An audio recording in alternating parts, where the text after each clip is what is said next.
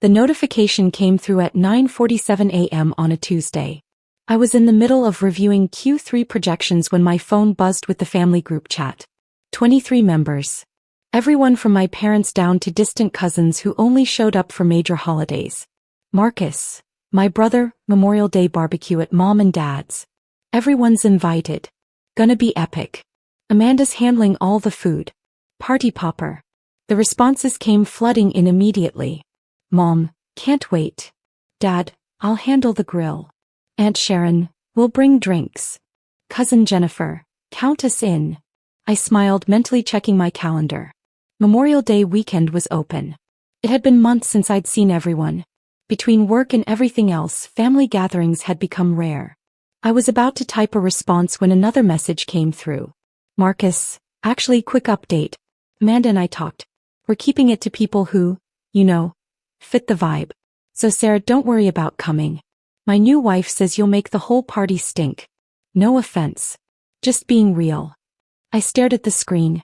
The dots appeared under his message immediately. Mom was typing. Well, not typing. She just liked it. Then Dad's reaction appeared. Dad. I felt something cold settle in my chest. Not anger. Not even hurt. This clarity. 17 more likes appeared over the next 30 seconds. Aunt Sharon. Uncle Pete. Cousin Jennifer. Cousin Mike. Even my grandmother. The only people who didn't react were the ones who probably hadn't seen it yet. I looked at the message again. You'll make the whole party stink. My brother. My actual brother. The kid I'd helped through college algebra. The guy I'd lent $3,000 to when his car died junior year. The same person who'd called me crying when his first girlfriend dumped him. That brother. I took a breath and typed, got it. Then I opened my secure messaging app and sent a different message. To Richard Chin, Venture Capital Director. Subject. Immediate action required. Message. Pull all funding from Cascade Marketing Solutions. Effective immediately. I want every dollar out by end of business today. No exceptions. I hit send and set my phone face down on my desk. My assistant Jennifer knocked and entered. Ms. Rodriguez? Your 10 a.m. is here. Thank you. Give me 2 minutes. She nodded and closed the door. I stood up, walked to the window of my corner office on the 43rd floor and looked out at the city. From up here everything looked small. Manageable. Ordered. My phone buzzed. I ignored it.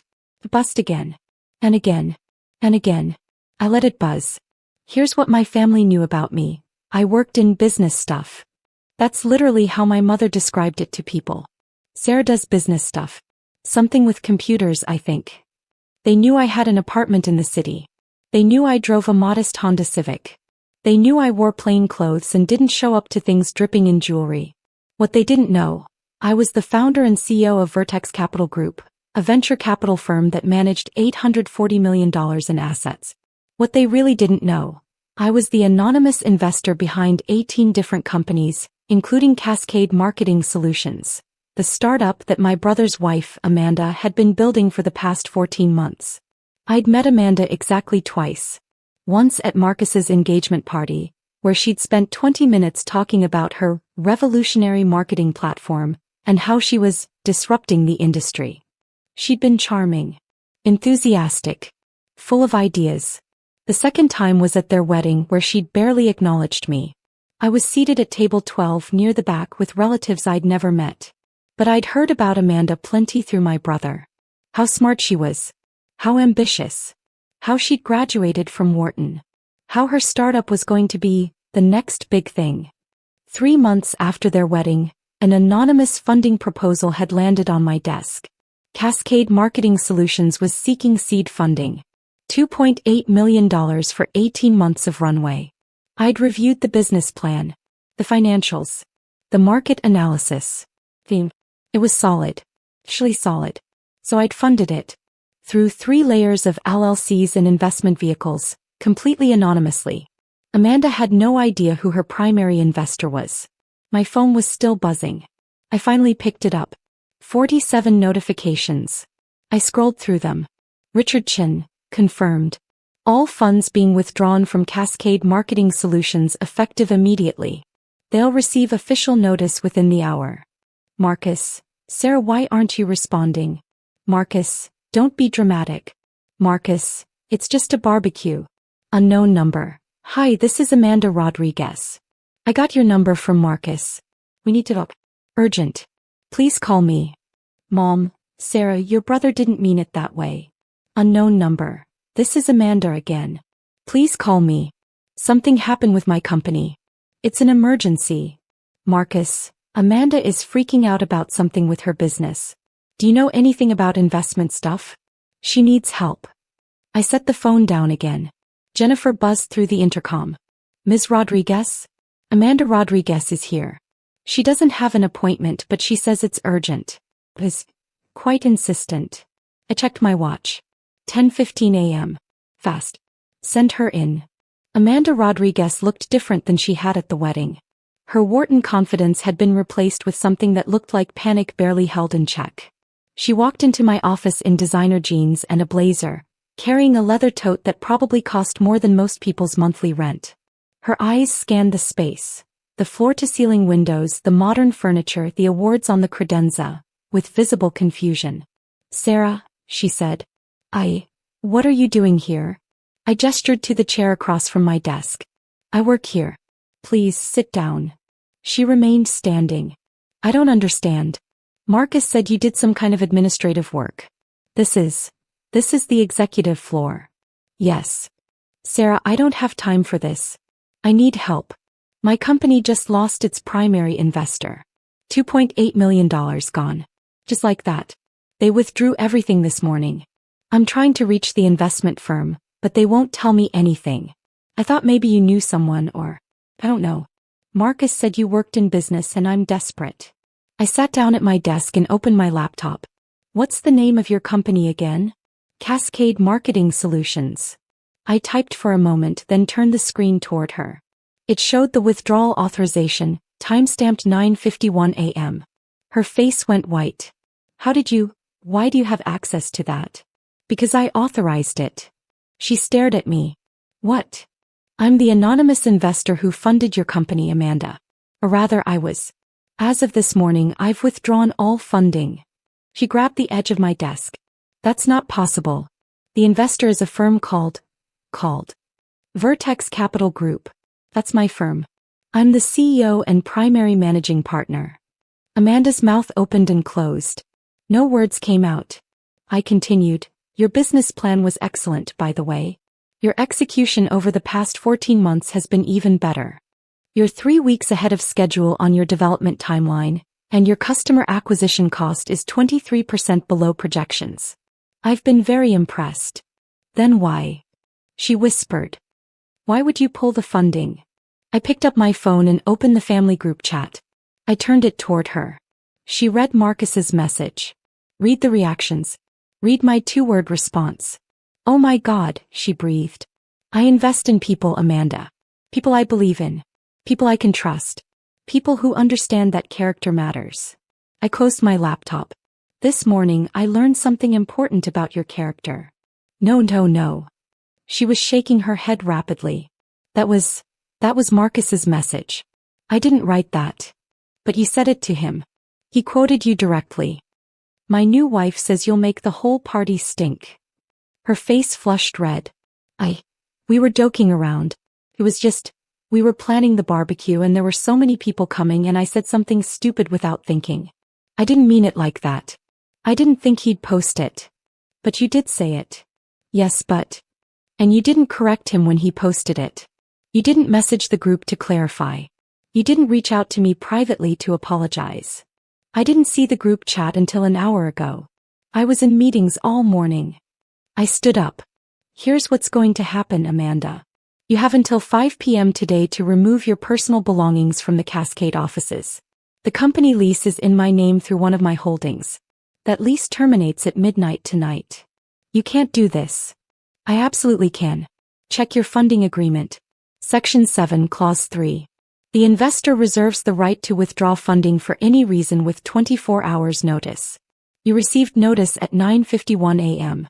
That gives you until 9:51 a.m. tomorrow. But I'm being generous and giving you access until midnight. This will destroy my company. Yes. I have employees. I have obligations. I have contracts. You should have thought about that before you decided I wasn't good enough to attend a family barbecue. Amanda's voice rose to a near scream. This is insane. You're destroying my company because of a stupid barbecue invitation? No, I said calmly. I'm making a business decision. I don't invest in people who treat others, especially family members, with casual cruelty. That's not the kind of partner I want in my portfolio. She was crying now. Actual tears streaming down her face. Please, Sarah. I'll apologize. I'll fix this. I'll make Marcus apologize. We'll uninvite everyone else and just have you at the barbecue. Whatever you want. I don't want to go to your barbecue, Amanda. Then what do you want? I walked to my office door and opened it.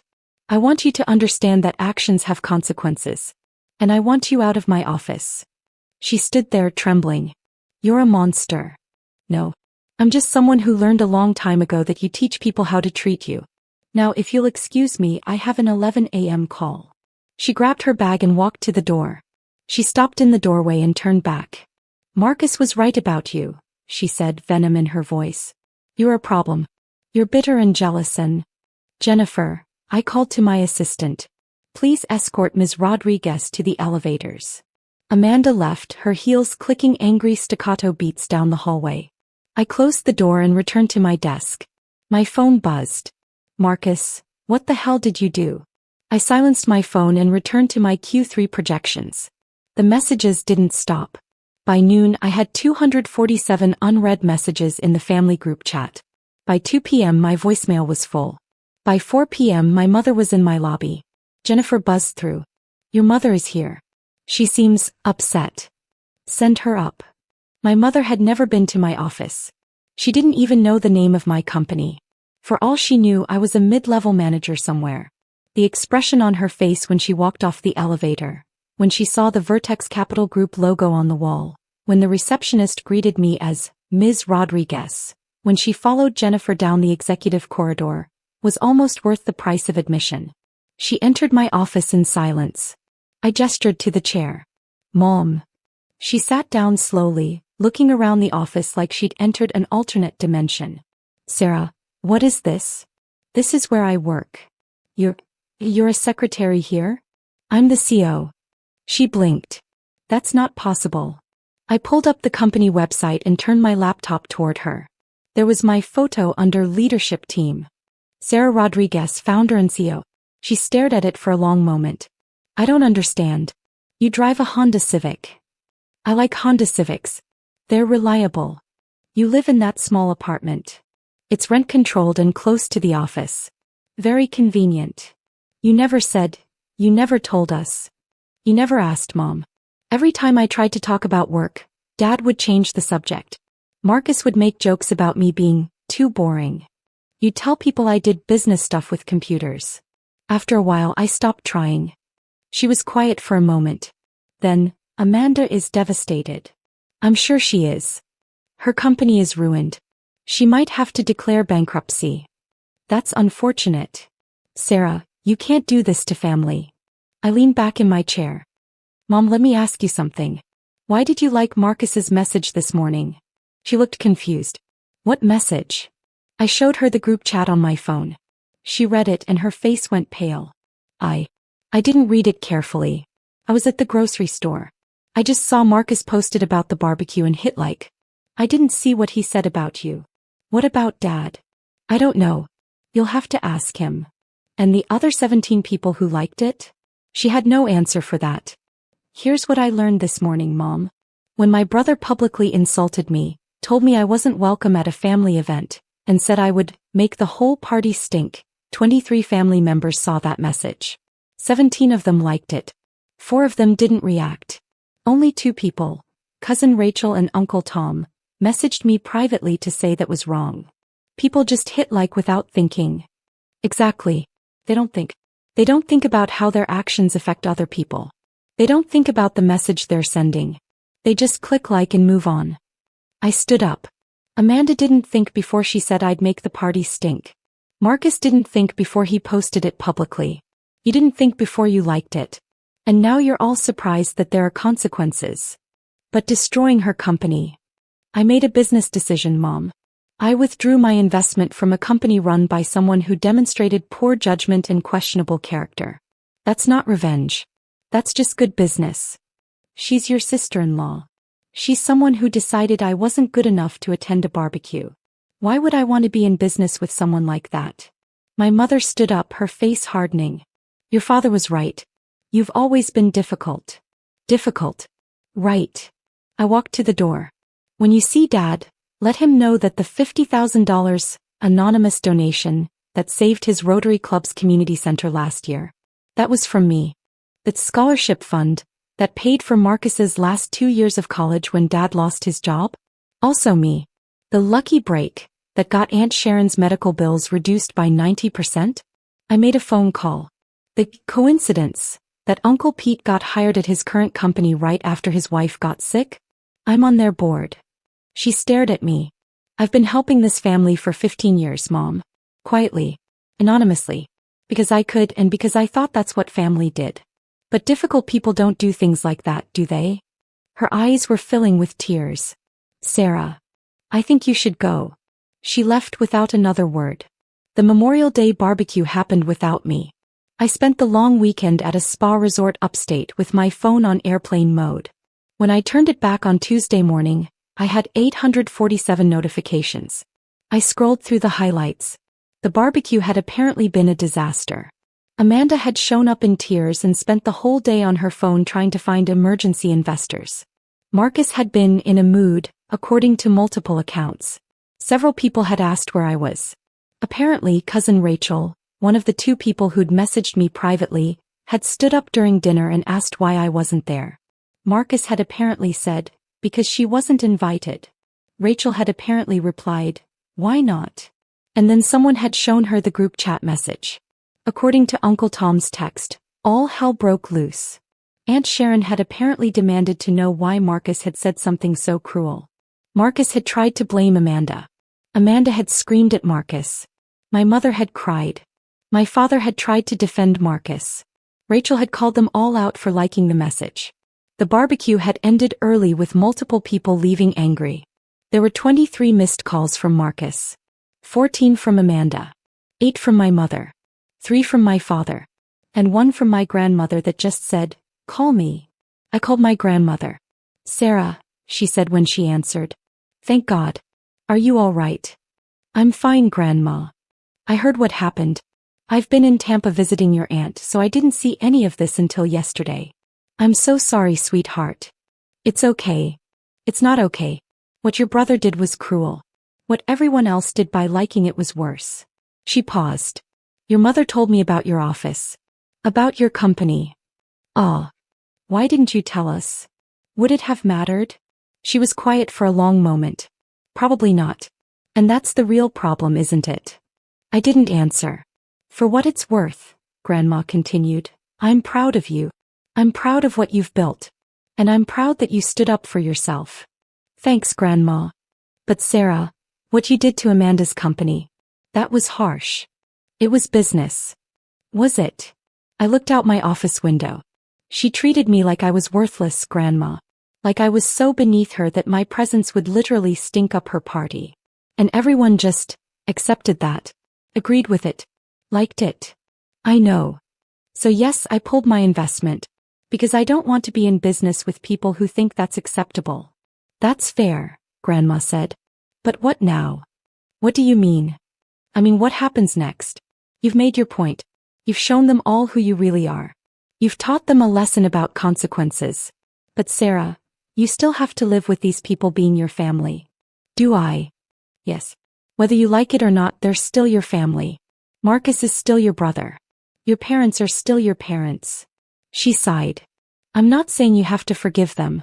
I'm not saying you have to go to their events. I'm just saying, don't burn it all down. Not yet. Give them a chance to understand what they did wrong. They've had chances, Grandma. I know. But maybe now they'll actually take them. Marcus showed up at my office on Wednesday. Jennifer tried to stop him, but he pushed past her into my office. You can't keep ignoring me, he said. I looked up from my computer. Jennifer's fine. Close the door. She did reluctantly. Marcus stood in front of my desk, and for the first time I saw what this had cost him. He looked exhausted. His eyes were red. His shirt was wrinkled. "Amanda left me," he said. I kept my expression neutral. "I'm sorry to hear that." "No, you're not. This is what you wanted." "I didn't want anything, Marcus. I just made a business decision." "Bullshit." He slammed his hand on my desk. "You destroyed her company because she said something stupid. Because of a fucking barbecue. Lower your voice. You ruined her life." "I withdrew an investment." "That's not the same thing." "She had to lay off 12 people. She had to break contracts. She might get sued. Then she should have built a more resilient business model. She should have diversified her funding sources. She should have what? Known that her husband's sister was secretly some kind of corporate puppet master? That you'd destroy everything she built over one comment." I stood up. "It wasn't one comment, Marcus. It was the fact that you thought it was okay to publicly humiliate me. It was the fact that Mom and Dad and 17 other people liked that message. It was the fact that not one of you thought, hey, maybe this is cruel. Maybe we shouldn't exclude Sarah from a family event and mock her at the same time." "It was a joke." "Was it?" "Because it didn't feel like a joke to me." He ran his hands through his hair. "I'm sorry, okay? I'm sorry I posted that. I'm sorry Amanda said it. I'm sorry everyone liked it. I'm sorry for all of it." "Is that what you want to hear?"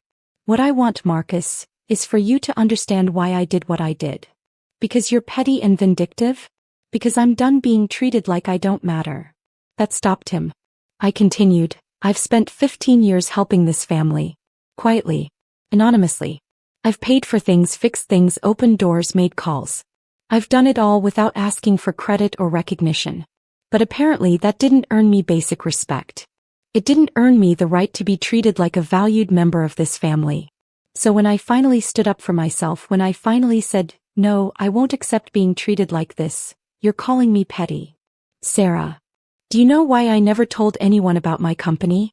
Because every time I tried to talk about work, Dad would say it was boring. Every time I tried to share something I was proud of, you'd make a joke.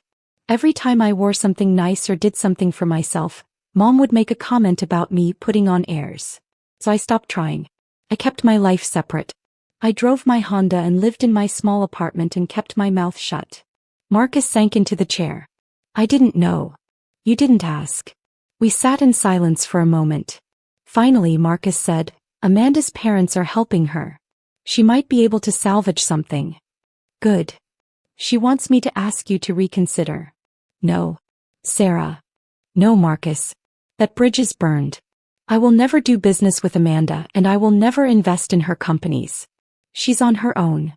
He nodded slowly, then stood to leave. At the door he turned back. "For what it's worth, I saw your office. I saw your name on the wall. I Googled your company." He paused. "I'm impressed. I'm really impressed. And I'm sorry I never knew. I'm sorry I never asked." "Thank you. Does this mean you're coming to Thanksgiving?" "I don't know yet." He nodded and left. It's been 6 months since the barbecue that never happened. Amanda and Marcus are still separated. Last I heard, she's working as a marketing consultant and trying to rebuild. Marcus is in therapy. My mother calls once a week. The conversations are stilted and awkward, but we're trying. My father and I haven't spoken. He sent one email that just said, "We should talk." I replied, "When you're ready to listen."